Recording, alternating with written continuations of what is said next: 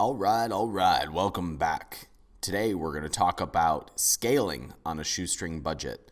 And in this module, we're going to go through 7 places to scale with even a very tiny ad budget.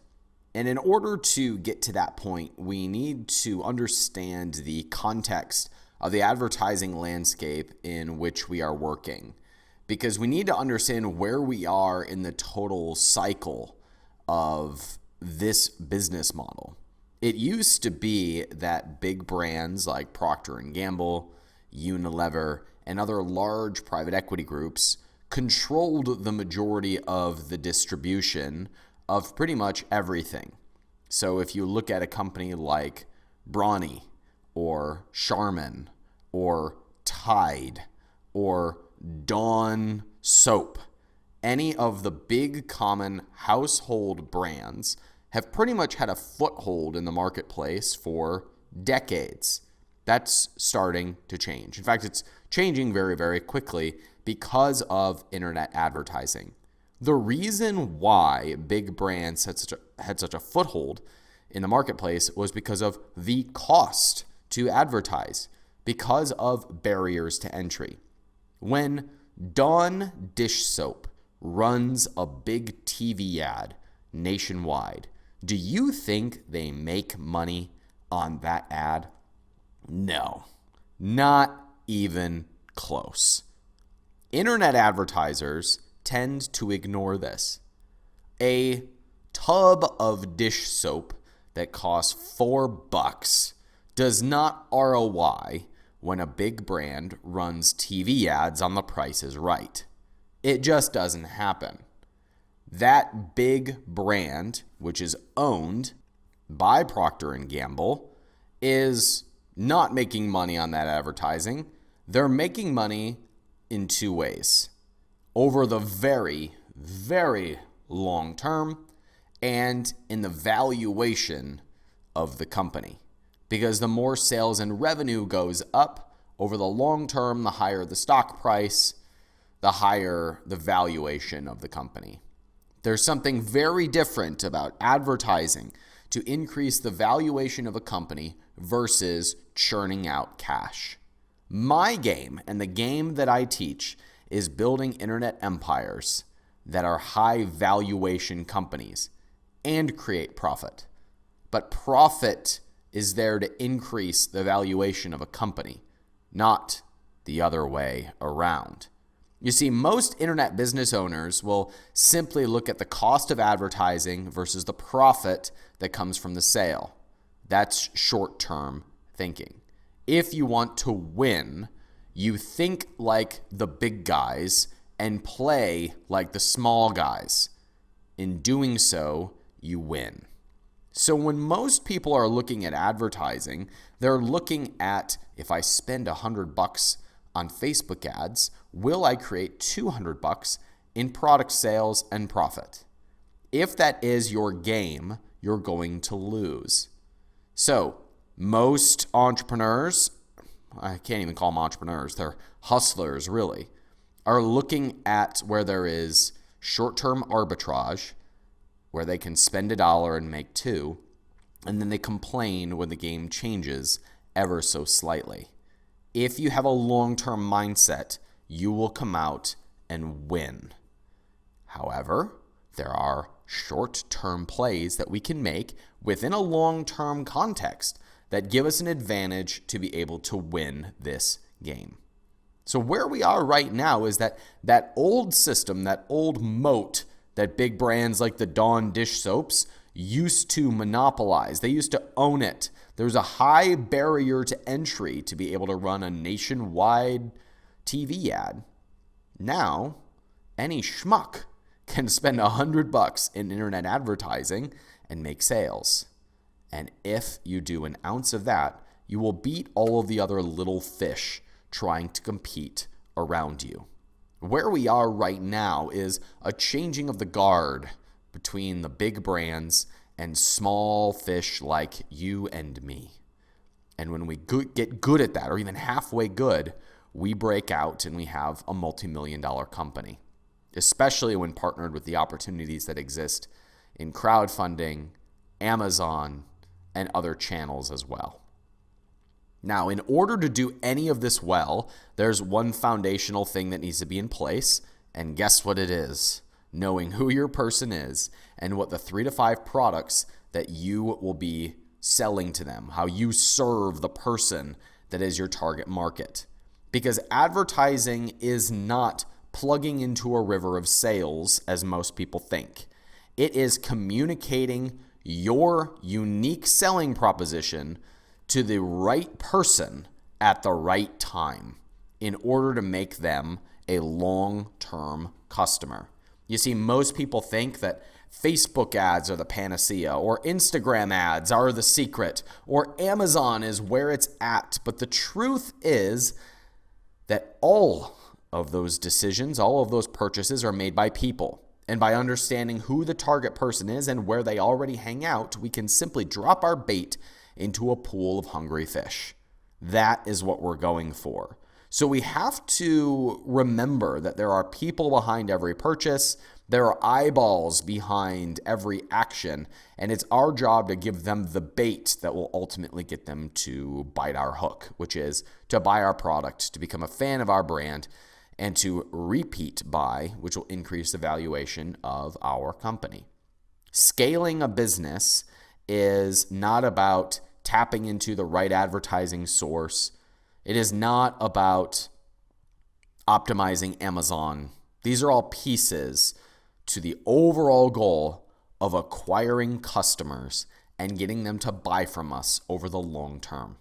I don't mean to insult your intelligence or to baby you on this point. It's just that most entrepreneurs and most new business owners think that there is some sort of a magic source for sales when in reality, the real secret is having a message that gets people to buy into the long-term vision of your business. It's about acquiring customers and keeping those customers. Or as a buddy of mine said, business is all about getting leads and selling more things to those leads. So it makes sense for a company, a multi-billion-dollar company like Dawn, to spend millions of dollars on advertising for TV ads, knowing that they're not going to ROI on that for 3, 6, sometimes 12, sometimes 14, sometimes 24 months. But they know that the scale is there. There's a mass market there. There's billions of dollars to be had. When I had this shift for myself, I was able to justify losing a lot of money in the short term in order to acquire enough customers to be really profitable in the long term. And don't worry, we can talk about funding the growth and all of that, and we will. But in reality, what I really need you to understand right now is that your job is to acquire customers. And you can do that through hustle. You can do that through PR. You can do that through working your face off, or you can do it through advertising. As long as you're okay with the fact that advertising is not a magic button that prints money. Plenty of Facebook marketers will tell you that that's the case, but it's simply not true. With that in mind and understanding the context that scaling is about customer acquisition and following up with those customers, here are 7 places to scale on a shoestring budget. Number 1, micro-influencers. Micro-influencers are, in my opinion, the most overlooked opportunity on the internet. The reason for this is because most people approach influencers like YouTubers, Instagrammers, or my favorite, bloggers. Most people are approaching them with the mentality of, if I pay you this amount of money, will you talk about my product? That's the wrong approach. That is that's that arbitrage play of spend $1, make $2. And that can happen. But in order to build up a group of micro-influencers that want to talk about you for a long time, it's relationships, just like anything else.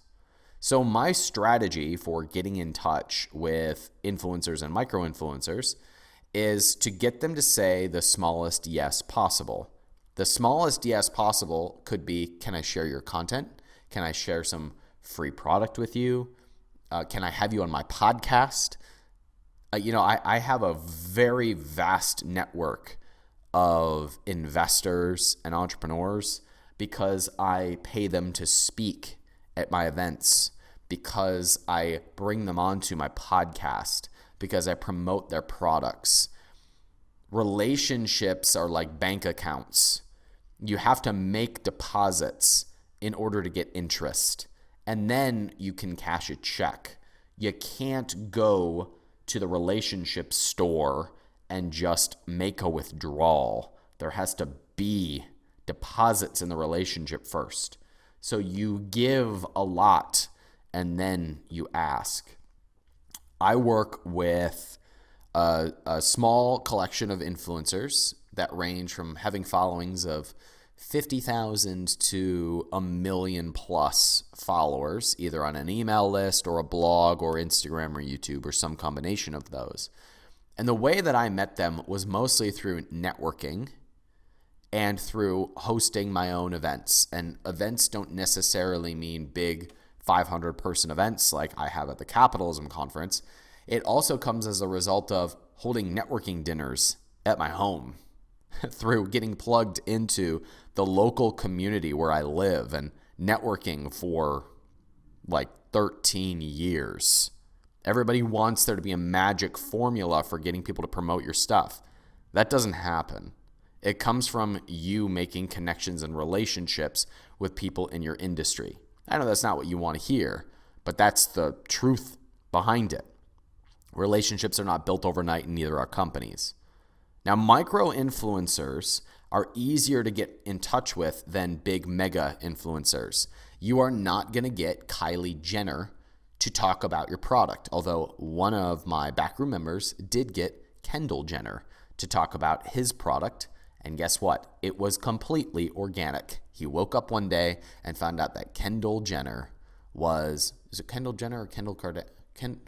One of the Kardashian Jenners talked about his product as being one of their favorites. Totally organic. Now, I have relationships with micro-influencers who very simply are easier to get a hold of than the big ones because they're not being bombarded as much. So going to someone who has 10 to 100,000 followers, again, as a blog, which is my favorite because blogs are really long-term traffic versus Instagram is like the shortest term traffic ever. I like long-term SEO blogs, and I like to contribute guest posts to them, give them content, bring them on my podcast. Those are the types of long-term relationships I really like. And then in the short term, there's YouTubers and there's affiliates and there's anyone who has access to an audience. Those are the types of people I like to go for, those mid-tier influencers. Now, I structure long-term relationships with them that incentivize both of us. For example, I am willing to offer equity in my companies to influencers. I am willing to give them upside or royalties in the business. I don't do the pay-to-play game. Now, there are people who do that. It's just not the game that I like to play. Unless you have somebody who is full-time managing that type of system, it's not what I would recommend. I would recommend that you develop long-term relationships with influencers. If this spooks you, no worries. There's other places to advertise too. Like, number 2, targeted mailing lists. Did you know that if you have a beauty company, you can rent lists of people who have bought other beauty products within the last 90 days? Did you know that there are businesses that do not exist on Amazon.com that sell similar products to yours, and they need stuff like your stuff to promote as an upsell to the rest of their buyers? Here's what I mean. There are companies that solely make their sales, solely acquire customers by doing what's called ride-along offers or inserts in each other's packaging. So if you sell, what's it called? Armor All, like an Armor All competitor for car detailing, and you knew somebody who sold mats for a car, like floor mats. You could put inserts in each other's packaging that sends the customer to each other's businesses. You're basically advertising in other people's packaging. You can do this as a swap, or you can pay someone $1 per insert to just slip it into their packaging. Now, this is really sexy because you're only getting in front of other people's buyers, and they are getting free cash flow that doesn't cost them anything else. It is undervalued advertising. It's dead space that you are now able to tap into. You are monetizing their dead space while you get a steady stream of customers that are extremely targeted. So going to similar competitors and getting them to talk about you and paying to play is some of the most undervalued advertising in the world, because most of it is buyers. It's extremely targeted, and you can work out a custom deal that is either a trade or low-cost advertising. I also like this with email lists and blogs. If you look for targeted list brokers, a good one is Macromark. If you just connect with a list broker whose literal job is to take other people's customer lists and rent them to businesses like yours, it's a very good source of advertising. So that's number 2. Number 3, probably the most accessible for the internet entrepreneur, is Facebook groups. Putting together a targeted Facebook group or going to a targeted Facebook group and talking about your product to them is a great place to get a lot of mostly free media. For example, one of my favorite stories is of Sophie. She runs a business called Seed and Sprout. My family is a super fan of her stuff. We buy everything, and she comes from our little community. To launch her business, she didn't have a big customer list. She had a Facebook page, her own, like her personal page. She had Kickstarter with no following on it. And she had a small connection to a Facebook group of targeted people for her niche market. So she went to that Facebook group and asked if they would share her Kickstarter video. And she took $25,000 or $30,000 in pre-orders for her reusable lunchbox. That's pretty cool.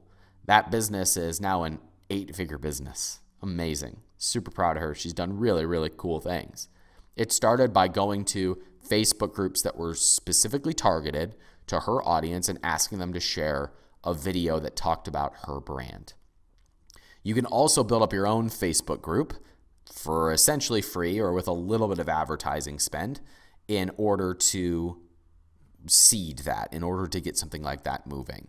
So I recommend having a more generalized group that is, if you're in yoga, just being a yoga-centered group, and then advertising your products. You can even just say sponsored by our business within the context of that group. Number 4 is Amazon pay-per-click. If you're on Amazon, Amazon pay-per-click is a beautiful direct response source for sales. Now, what most people think is that the beauty is in, again, spending $10 to make $20, and that's not it. The beauty is in the long term. So does that buyer come back and buy more? Does spending money on Amazon pay-per-click increase your keyword rankings so that you're getting new, fresh blood? The money is not made in the first transaction. The money is made over the long term. Remember, in order to have a $1 million business, you need 3 to 5 products that sell 25-ish sales a day. And in doing so, by having those multiple products, you will have a snowball that builds up over time. The longer that you are in the game, the more that snowball builds up, because you have repeat customers and crossover sales and recommendations, and you have reviews that build up, assuming you're on Amazon.com. So the point is in building the snowball and building the machine and getting the machine moving in order to get to that 100 sales a day. It is not as though it just happens overnight or that some magical advertising source allows that to happen. It simply lights the fire that makes it happen faster. Number 5 source for scaling on a shoestring budget is content marketing. I have a buddy, his name is James. He has a biohacking company, he has a biohacking glasses essentially. And the way that he built that brand was he went on other people's podcasts and he talked about how important it was to wear this specific type of glasses. Now, in doing so, he got in front of other people's buyers, other people's eyeballs in order to get attention for his brand. That's cool. That's free advertising. He had to be willing to talk about the brand and willing to talk about why his product was different and what his brand existed to do. And in doing so, he opened up a ton of free advertising. He also creates content on his own podcast. He creates content on Instagram and YouTube, and that's a free way to build up attention over time. It does not happen overnight. In fact, it takes a really long time. A buddy of mine, his name is Mark, built an RV company that sold for more than $20 million. And he did it all by building content around the topic of RVing that ranked in Google. Because he had all this free traffic coming from Google, he was able to scale that business and sell it for quite a lot of money. Now, that took a long time and a lot of investment in order to create that type of content. But he wasn't building something for the short-term cash flow. He was building a snowball, a machine that would grow over time. At the time of this recording, I have recently gone to my team and said, I want to lose about $250,000 on Instagram ads because I want to build up a huge pool of eyeballs and followers specifically on Instagram. And I know that that could go away at any time. I know that that could disappear, or Amazon or Facebook or Instagram could shut me down. But the point is to be able to build up the machine that is able to light a long-term fire. And that's why the next source of advertising is Facebook and Instagram. Facebook ads have the most scale. Instagram ads have the highest conversion as of 2019 and 2020. And the reason for this is because Instagram ads allow you to demonstrate how a product is used, and the real estate on Instagram ads is the highest of any other advertising source. And what I mean by this is Instagram ads take up the whole screen. So as a result of that, you still have dedicated attention to Instagram ads. In addition, Instagram swipe up ads are some of the most cost-effective advertising in the world as of right now. Facebook ads still have a lot of room, meaning they will still go up over time, but they're still cheap in terms of the overall advertising landscape right now. What this means is that you have a lot of opportunities to be able to drop a message in front of your target market and bring them into your sales funnel. My recommendation is that when you're spending money on Instagram or on Facebook, that you don't send them to Amazon, but you send them to a lead capture. You send them to an email list. Because again, the point is not in getting the initial transaction. It's in building up a snowball over the very long term. Now, where most people get Facebook and Instagram ads wrong is they put one up and then it doesn't have the result they want, so they quit. It can take 27 ads to have one that really hits. My buddy Tai Lopez, famous for his YouTube sensation Here in My Garage, had 17 different versions before one of them really hit.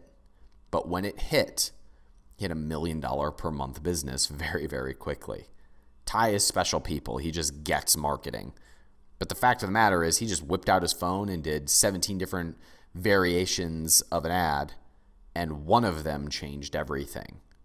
So be willing to take at least $500 to $2,000 a month and put them into Facebook and Instagram ads. Go low at the beginning just to be able to figure it out. Do that for 3 months. You'll make some sales. You will experience some frustrations, and you'll get to understand the platforms.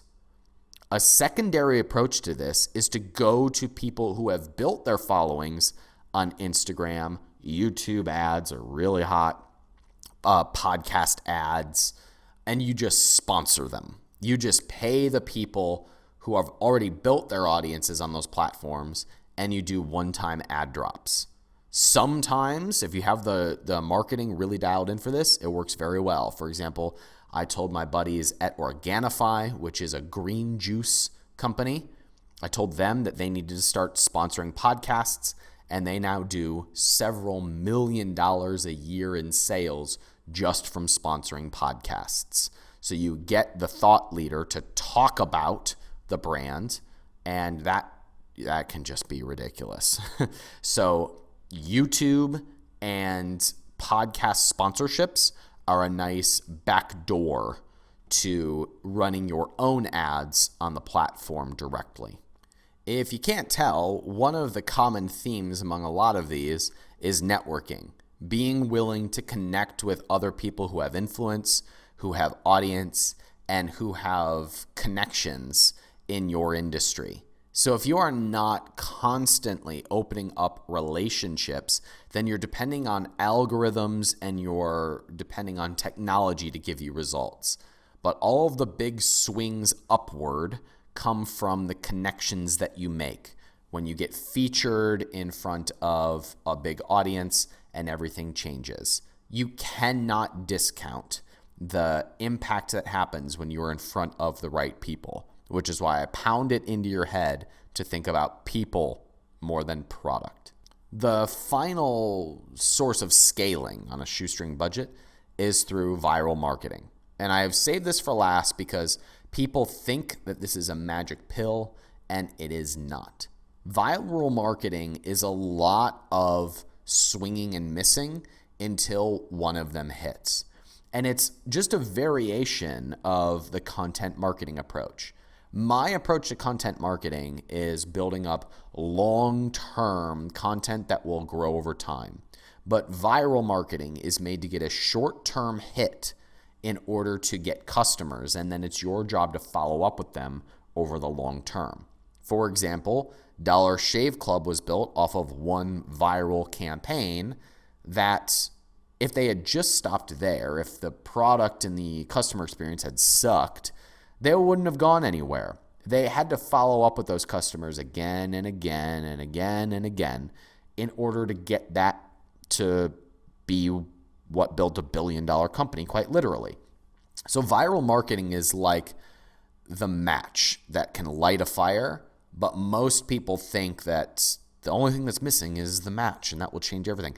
Viral marketing is a nice temporary win that can help something kickstart, but it does not build a business. But when you are beginning, it can be a way to start getting attention. The way that you manufacture virality is by commenting on current events and tying it back to your product. If you have a hair care company, you will comment on the president or other celebrities who have hair challenges. Your opportunity is to constantly comment on what is going on publicly and tie it back to your product. A good example of this is a few years ago, there was a bit of a lighting fiasco at the Super Bowl. The power went out at the Super Bowl and they had to delay the game. And so Snickers was all over social media talking about, while you're waiting, grab a Snickers. That's smart marketing. Having your ear to the floor on what other people are talking about and bringing it back to your brand is a great way to stand out. However you participate in the conversation, via video, via really text through your brand is the best way, meaning Facebook posts, blog posts, Twitter, and social media, and always responding to what is going on in your world is a beautiful way to keep the attention of your audience. In order to do this well, you must know who your person is and how your product serves them, which is why we've saved all of this scaling and advertising piece to the end, because we have to understand who it is that we're serving in order to do any of this well. So if you have skipped that work, you must go in and answer those questions, because all of this is irrelevant. You could have the most beautiful ad in the world. You can do everything right and just have your person wrong, and it will be a miserable failure. The secret to advertising is knowing where your customers already hang out and giving them a reason to choose you. Your job when you go to market, meaning your product is live, is to acquire customers and to keep their attention over the long term. I know I threw a lot at you in this module, and what you need right now is some clear action steps on how to tie all of this together. So to wrap things up, we're going to go through what to do now and the steps that you need to take in order to set the foundation for your $1 million brand.